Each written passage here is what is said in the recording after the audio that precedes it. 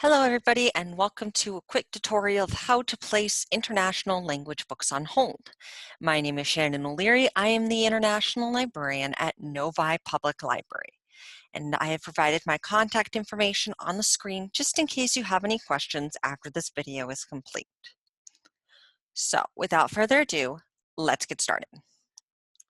So the first thing we have to do is go onto the internet. I'm going to use Google Chrome. It's a browser I'm most familiar with, but feel free to use whichever one you'd like. I'm then going to go to our library website, novilibrary.org. So you can see here we've got Novi Public Library. We've got about 9 buttons over here on the right. You've got event calendar, my account, digital library. What we're most interested in at this point is search the catalog. So I'm going to go ahead and click on that. So here you'll see a bunch of new books that we've bought, new adult books, new youth books, new on DVD and Blu-ray. I am doing this during the pandemic, so definitely check with the library prior to visiting about their rules and restrictions, and the same thing goes with us, of course. So let's begin by searching a language. So if I'm looking for books in Japanese, it's all well and good if I know certain authors. Like Haruki Murakami or Keigo Higashino, both of which are prominent Japanese authors. But let's say I wanted a book in Japanese. Now you can do this with any language we have or any language we don't have. So first I'm going to go through what to do if it's a book from our library. So first things first, I'm going to type in the language. Then I'm going to go down over here on the left where it says searching. You see how it says searching 58 locations? I'm going to hit change, because for this example, we just want to see what books Novi Public Library has. So you're going to make sure none of these are selected, and you're going to click on Novi Public Library and then hit save. You do have to make sure you click save or it won't take. You'll know you're all set when it says one location and change. So the next thing I'm going to do is I'm going to scroll down. And again, on the left, you see a bunch of different filters. I'm going to go down to the one that says language, and I'm going to select Japanese because we are searching for books in Japanese. So here's where it gets a little bit different. If you're looking for a book, we're going to go to book. If you're looking for a movie, you're going to click DVD or Blu-ray, whichever one you want. At this point, we're looking at books. So I'm going to go ahead and click books. So you can see here that there's a lot of different books here. And this is pretty much where you want it if you're looking at everything we have. But if you want to get more in depth, let's say you wanted an adult book or youth books, you would go to adult collection if you're just looking for adult stuff, and then you would go to juvenile collection if you're just looking for juvenile. Don't click international language collection. I don't recommend it at this point. Just follow the directions. All right, so you can see we've got a lot of stuff here. We've got Japanese stories for language learners, Eigo Taiyaku de Yomu. So there's a lot of fun stuff to use here.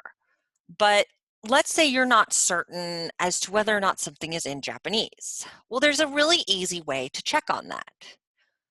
So I'm going to click on 101 Japanese idioms. Now, I know for a fact that this isn't a book in Japanese, but you can see here how it says adult collection and not international collection, and then the shelf location has no language on it. So this is clearly not an international language book.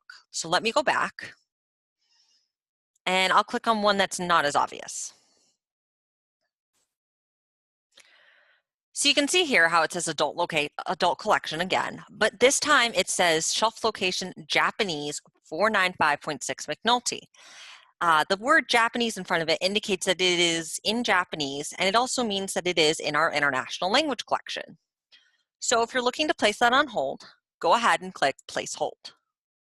You'll then be required to log in with your library card number.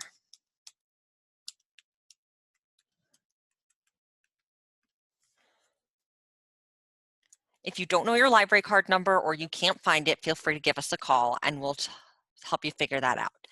Now, for me, my home library is Novi Public Library. So it's going to say, hey, you want to pick it up at Novi Public Library. Now, while I can do that, I could also have it sent to Wixom Public Library, which is maybe closer to where I live.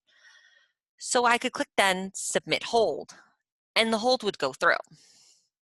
I'm not going to click submit hold here because I'm not interested in placing this item on hold. All right, so then I'm going to go back and I'm going to make it so you can find a language that we don't have. So I'm going to change what I'm searching for. Let's pick a language that Novi doesn't have. So I'm going to type in Arabic. So the next thing you want to do is you're going to want to change the location you're searching. So I'm going to click select all. That searches all libraries. Then I'm going to go down again and I filter it by language again. So this time I'm going to click on Arabic because again, we are searching for books in Arabic.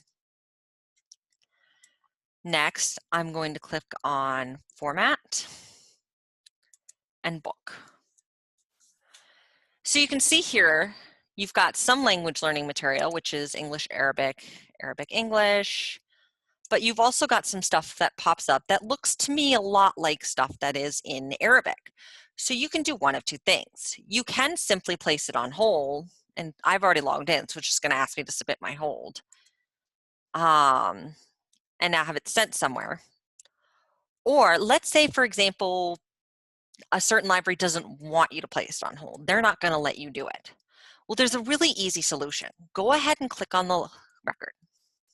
Then click on all copies. You'll see who's got a copy. It says shelf location, Madison Heights Public Library. So you can do one of two things. You can call Madison Heights Public Library and have them put that aside for you. Or you can drive down to Madison Heights Public Library and check it out. If you have a card that is part of TLN, that is the library network, then you will be able to check out said book. If you have any questions as to whether or not you belong to TLN, feel free to call your local library and ask if you're a part of it. Or you can just call the library in question and ask if your card is good at said library. So that is how to place international materials on hold. If you have any questions, again, my name is Shannon O'Leary, and I work at the Novi Public Library. Good luck.